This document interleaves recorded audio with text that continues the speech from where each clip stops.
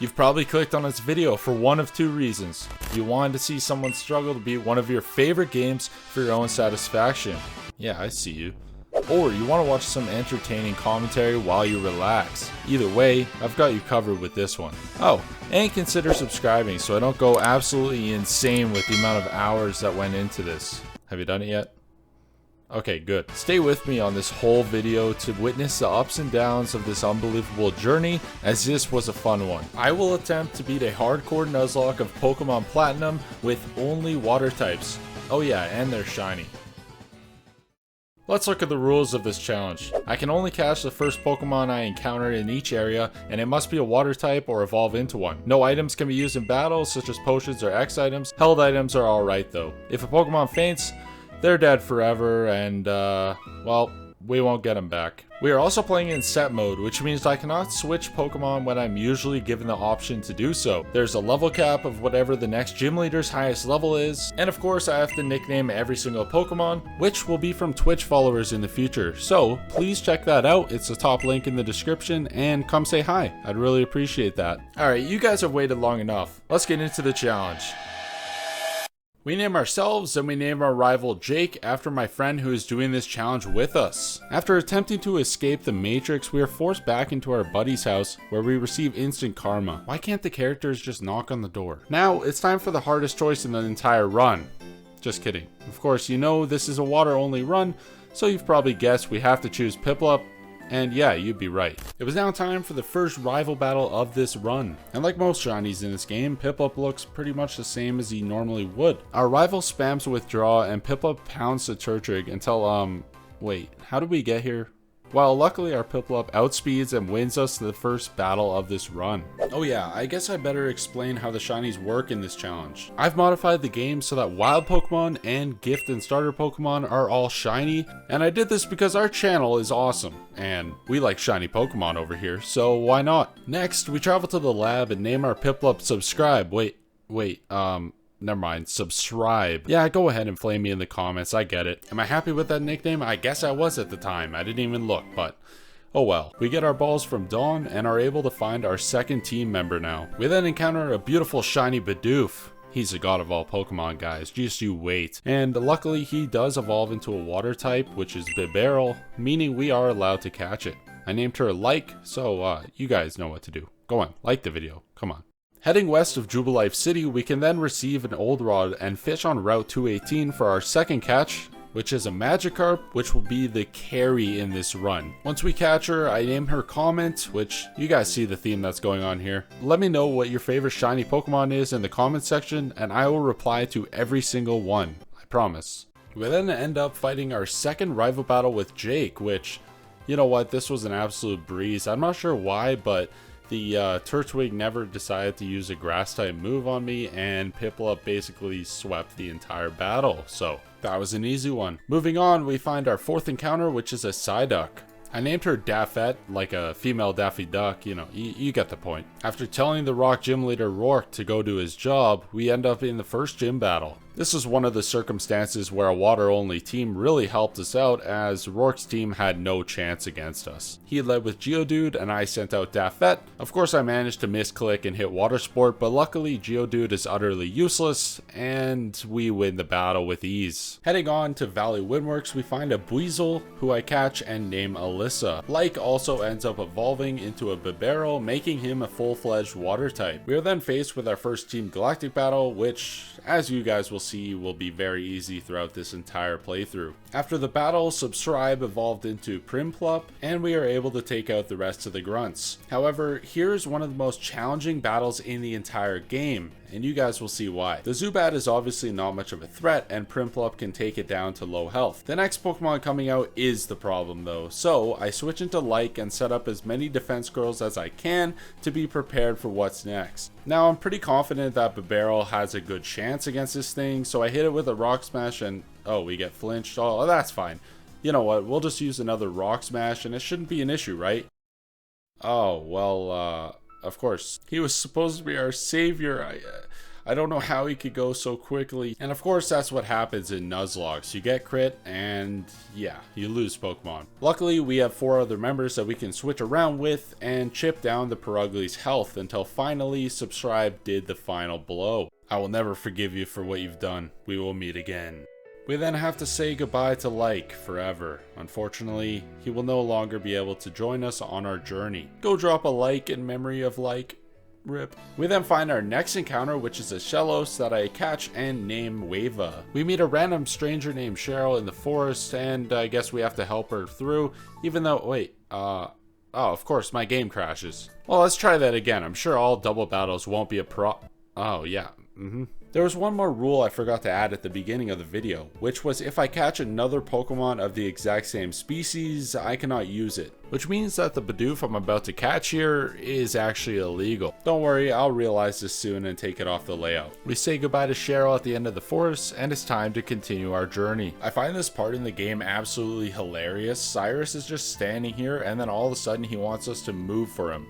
Like, bro, you've got up, down, you got other stairs on the other side, and you have to tell me to stand aside. What a loser. We then meet Cynthia, who gives us a HM for cut, and now it was time to prepare for the hardest battle in this entire challenge. We were about to face a grass gym, and look at our layout. We have nothing for that. At least not quite yet. One of the members on our team is about to come in clutch, and I think you know who. That's right, we need to evolve our Magikarp. It was finally time to see Comet evolve. Now that we have a Gyarados, we actually have a flying type on the team, which luckily resists grass. And you guys will see this comes in handy. After some EV training, it was time to take on the gym. And let me tell you guys, this is not an easy battle. She sends out Turtwig and I start with Prinplup. Since the Turtwig sets up a Reflect, I go for Bubble Beam as a special attack, but then I switched to Pluck because it really didn't do a lot of damage, and it also set up a Sunny Day. So a few more Plucks and a few prayers not for the critical hit to happen, and we were good. We could outspeed the Turtwig and take out the first Pokemon. Cherrim comes out next, and since this is a hardcore Nuzlocke, I'm not allowed to heal, therefore I have to switch, and none of my team members other than Comment can take a hit, so it was Comet's time to shine. Comet is an absolute beast, and you guys are about to find out why. A couple returns and the Cherrim gets taken out. Now it's time for the hard part. Based on my calculations, we have to get pretty lucky not to get one-shot by the Roserade because Return can't one-shot.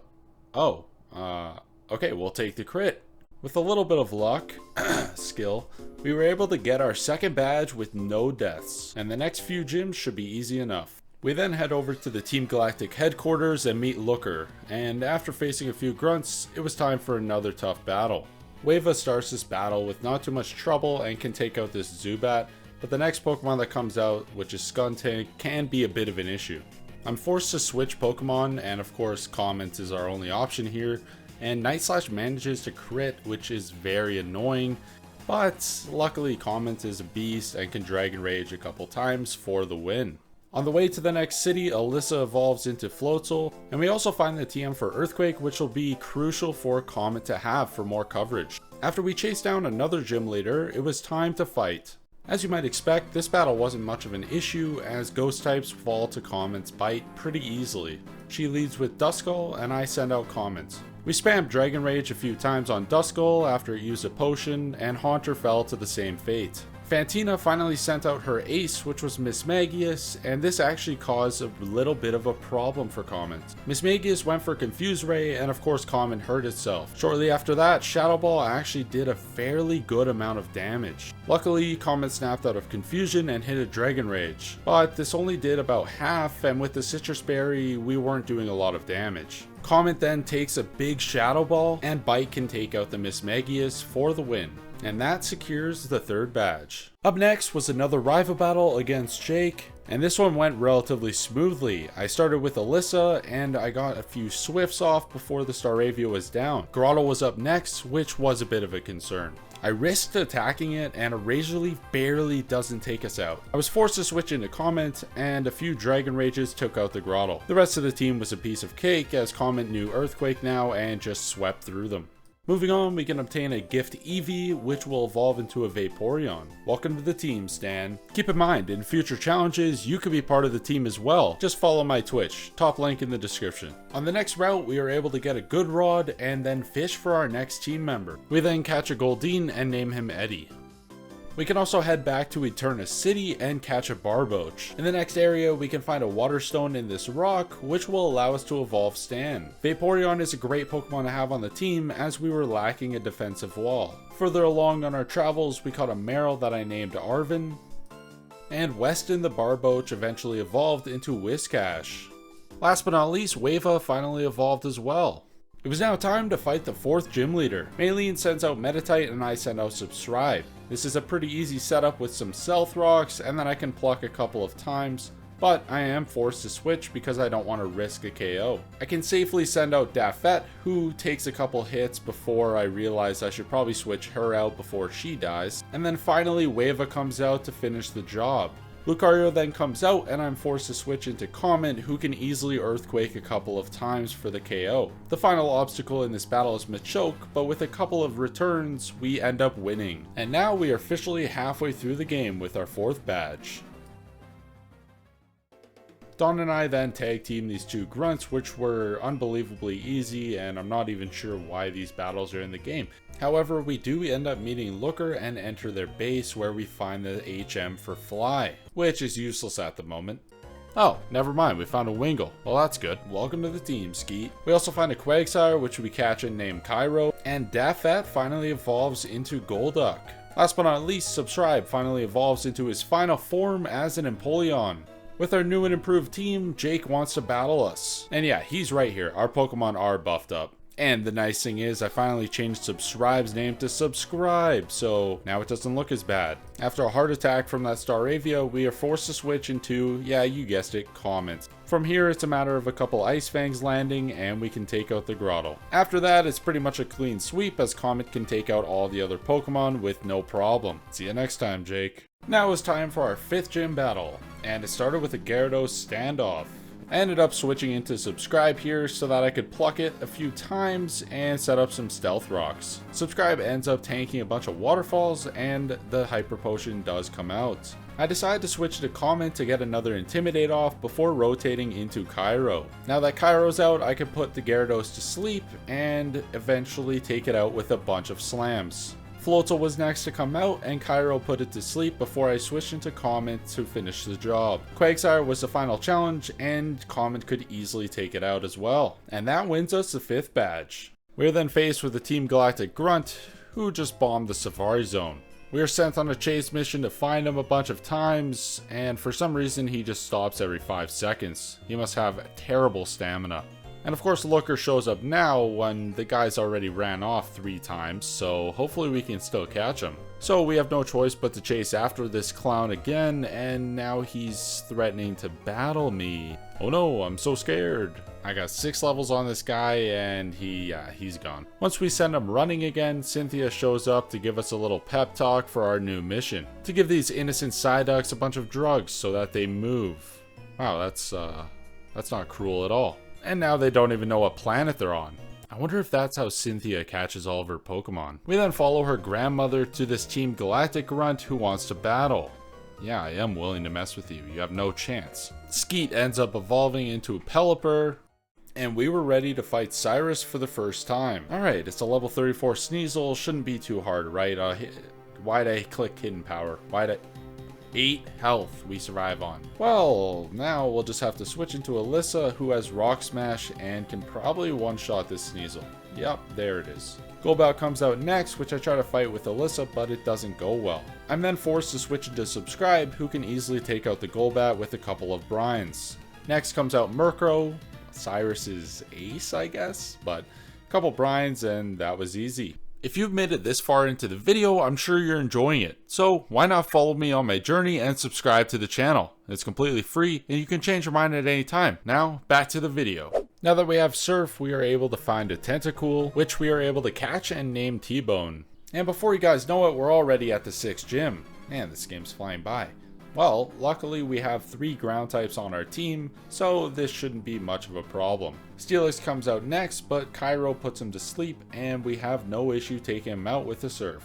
Byron sends out his ace, which is Bastiodon, and we are able to switch into Comment for the win. We just hit it with a few Earthquakes, and that's the 6th badge. We then head over to Iron Island to get the HM for Strength and meet Riley. Yeah, we've already beat the gym, we're just that good. After taking out some Galactic Grunts, we are able to accept an egg from Riley. Unfortunately for him, this is a water only run, and hopefully he knows that Riolu isn't a water type, even though it's blue. We reject the egg about 6 times, and then he tells us he'll wait here for us. Little does he know, we'll never be back. We end up back at the library in Canalive City, where we're then told to split up and find the Lake Guardians at each of the 3 lakes. We are then told to go to Lake Valor and see what this explosion was about. You kids, be careful going down the stairs. Of course, he's concerned about the stairs and not the terrorist organization he's sent 10-year-olds to go fight. We arrive at Lake Valor and face a few Galactic Grunts, and it ended the exact same as always. One-shotting every single one until the final boss fight. However, this time it was against Commander Saturn, who we've never seen before. The Golbat was no problem, and then I keep subscribe in against a fighting type. Wow, that was a close one. I then send out Cairo to take out the Toxicroak with an Earthquake, and then a Bronzor comes out, which is easily surfed down. We're then told to go to Lake Verity to help out with even more Team Galactic Grunts. After a couple Earthquakes from Gyarados, it was time to get revenge. Let's see what she has in store this time. She starts a battle with Golbat, and I set out Comment, who can Ice Fang a couple of times for the kill. Bronzor comes out next, but a couple of Earthquakes, and it was down. Now it's time to get revenge on this ugly cat. So, Stan is going to come out and just drown it in surfs. And that was basically the end of that battle, not too hard.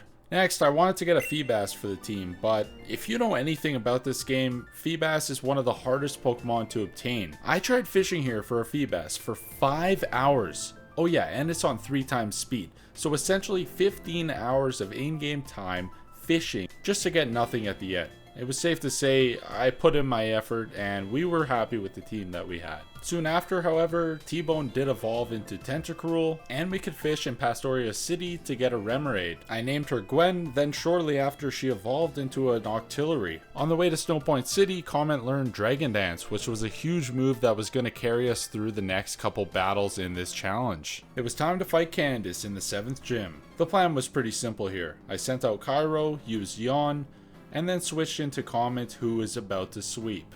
After a couple Dragon Dances, it was safe to say that Candace had no chance. From there, it was a matter of using Earthquake and of course Ice Fang on Candace's Abomasnow, and we secured our 7th badge.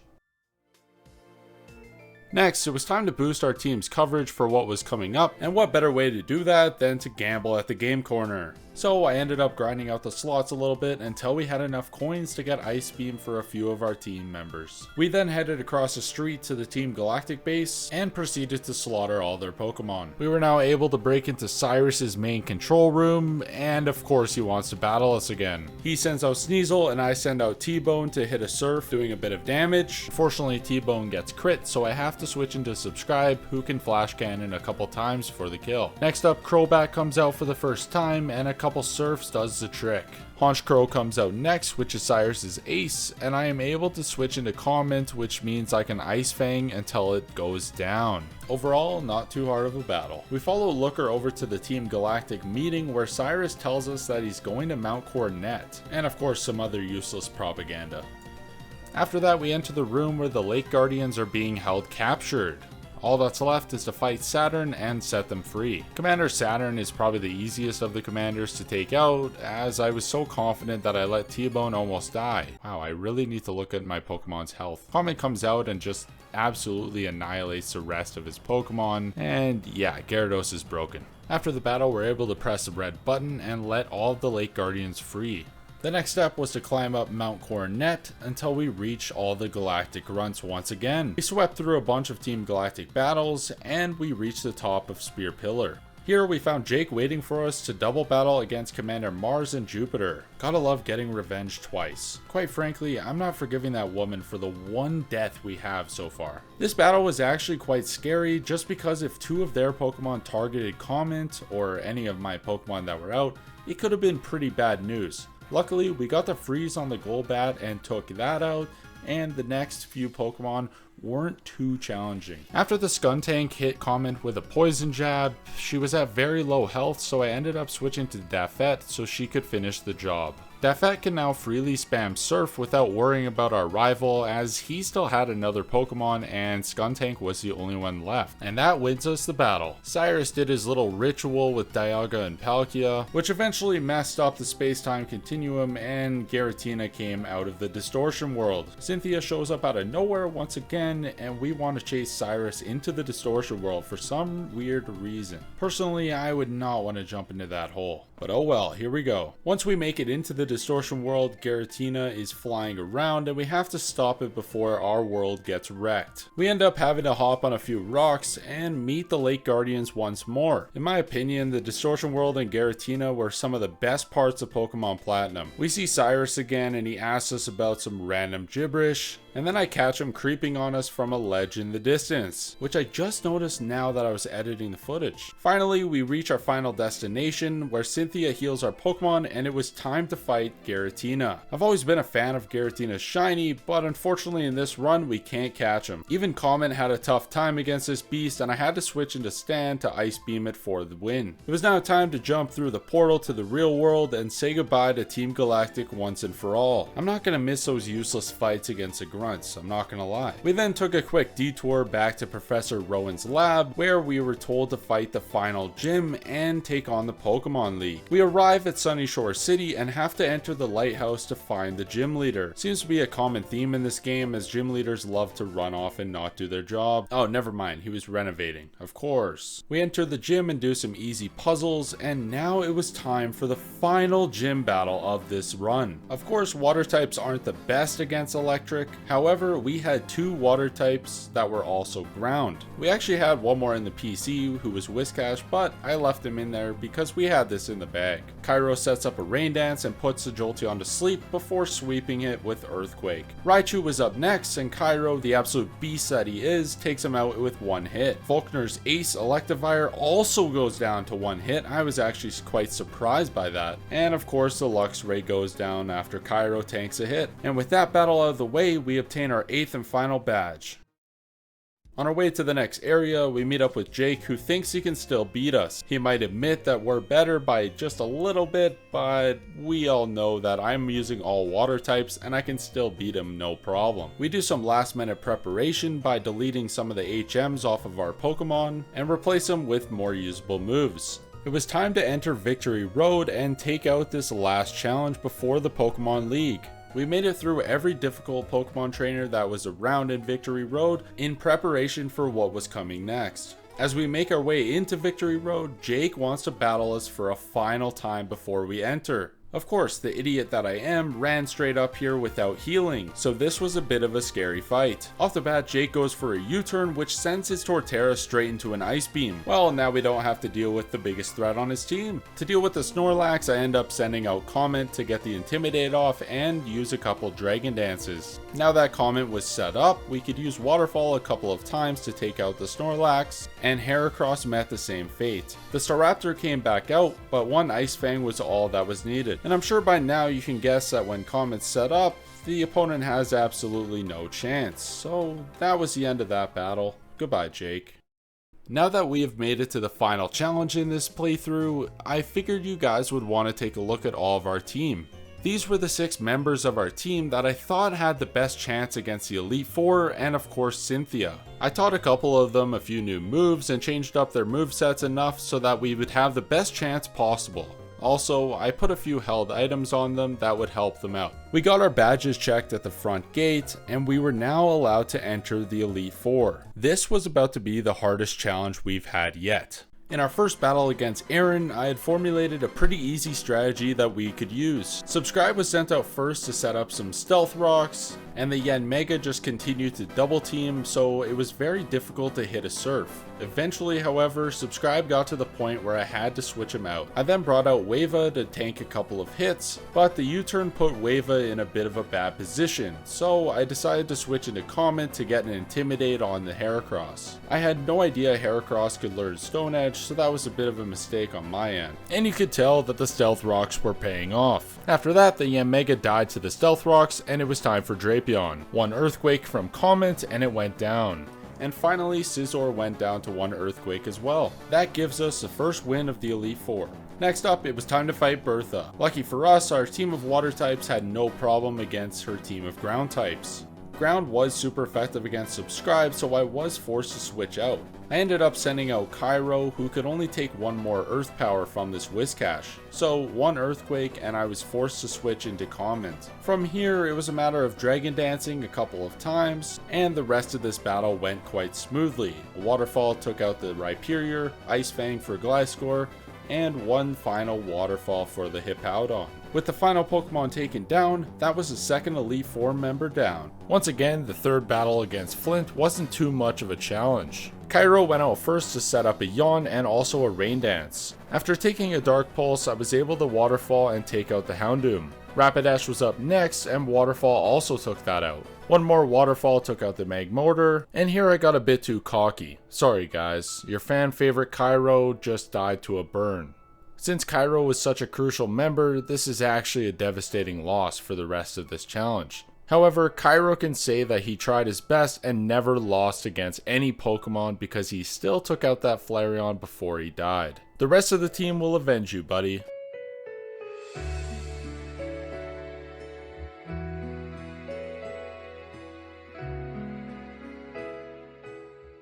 I sent out Stan next against the Infernape, and after tanking a Thunder Punch, one Surf took it out. 3 down, 1 to go. Last but not least, we had to fight the Psychic type Lucian. Maybe this was Cairo shedding his luck on us from the grave, but this battle was unbelievable. I led with Stan to hit a Shadow Ball on the Mr. Mime, and I got a crit. Nothing insanely crazy happens yet, but Stan tanks an Energy Ball from the Alakazam, and a Shadow Ball gets another crit. Gallade came out next, and this is where things go south. I tried to go for a Shadow Ball, but Leaf Blade does indeed take Stan out. You did good, Stan.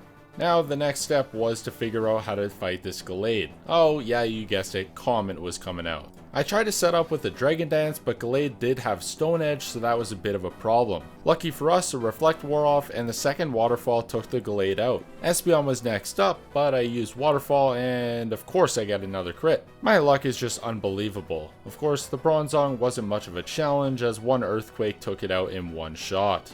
And that was the end of the Elite Four. Even though we had lost 2 valuable team members, it was not over. We had to overcome the final obstacle in the game, which was Cynthia. And could we do it? Well, let's see.